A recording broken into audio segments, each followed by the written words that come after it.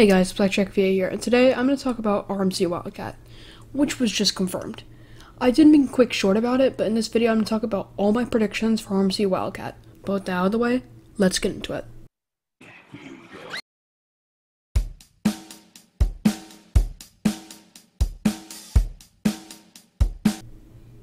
So, just in case you don't know, this Friday, Hersheypark posted on all their social medias this. Last ride alert, Wildcat will close on Sunday, July 31st, so be sure to visit this month for one final ride. Any suggestions on what we can do with this 3,100 feet of wooden track? Stay tuned for details later this year. And then, if that wasn't enough, RMC commented on it saying, "We have a few ideas." So RMC Wildcat is officially confirmed. Also, that does mean my theory of Wildcat closing on July 12th was wrong. But that makes me wonder, what could happen on July 12th? But we'll get into that in a bit, because first I want to talk about... So, of course this ride is going to have a different layout, and with a different layout comes with different stats. So I've heard some people say this is going to be a hyper, but I definitely don't think this. While I would love a hyper hybrid, in reality, RMC Wildcat's not going to be a hyper. I think it's probably going to be about 140 to 160 feet tall, and that's still a pretty major difference from Wildcat's height. So that is still good. Now, the top speed of this ride will probably be around 60 miles an hour, maybe a little less. And by the way, I'm kind of going off of Joker at Six Flags Discovery Kingdom stats, because they will probably have somewhat similar stats. I feel like the track length for RMC Wildcat will probably just be a few hundred more than its track length right now, because I don't see them making too big of a difference for that. Now, for the layout. I could see a twisted drop leading into a step-up underflip, then probably just the turn into the drop, just like how it is now. But I think it could also do the same thing as Twisted Cyclone and do a turn into a barrel rolled down drop. But I think most likely it will stay the same. Then I think it will go into an airtime hill, just like how it is now, before heading into a wave turn. Then I think it can go into a 0G stall, which would probably be more like the one on Iron Gwazi, where it's very quick, instead of something like Zadra, which is more sustained.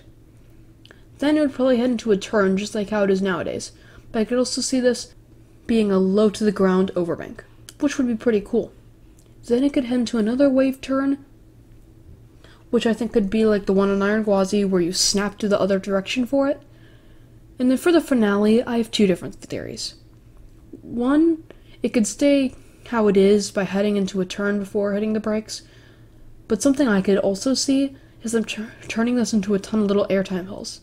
I would hope for the airtime hills, as that could be such a good finale, but who really knows what they'll do. Alright, now let's talk about... So, I would say the theme has three options, and I'm going to go through them and tell you about what could happen with them and which one I think is most likely. So, the first option is to have no theme at all. This would probably be called something like Iron Cat and would continue to use Nick Pantelin's voice for it. This would also help the history stay a little more. Though just as I said before, this probably would not have any theming really, other than I could see them adding a history of Wildcat in the queue, but that's about it. My second theory for the theme would be a candy theme. This would probably have a name like Twisted Twizzlers, and would have some Twizzler statues and stuff like that in the queue. I could also see it having lots of rainbow LED lights, as Hershey has been putting lots of them on their most recent editions of Jolly Rancher Remix and Canobie. This is very likely, as Hershey has been adding lots of candy to the park. But I came up with something which I don't think anyone else has thought of, and this may just be as likely as a candy theme. And that is some sort of horror theme. So, Hershey had teasers for RMC Wildcat in the Hersheypark in the Dark teasers, which are Halloween themed, and are supposed to have scary stuff. So it would make sense if RMC Wildcat was horror themed, and I would actually really want that. The queue could have so much potential. They could make the queue similar to a haunted house, so they could make it indoors, And like I said, just make it a haunted house that would go year-round. That'd be so cool. I would guess that the ride would have some sort of story. My guess for the story would be that the Beast from the latest Hersheypark in the Dark teaser comes and takes over Wildcat, becoming this crazy creature, and that creature is RMC Wildcat. Or maybe Alan Schulke. Anyways, those are my theme ideas. Now, for the final theory section of this video.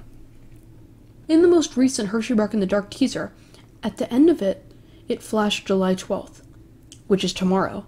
And originally, I thought this is when Wildcat will close, but just a few days later, Hershey decided to reveal the true closing date, which is July 31st.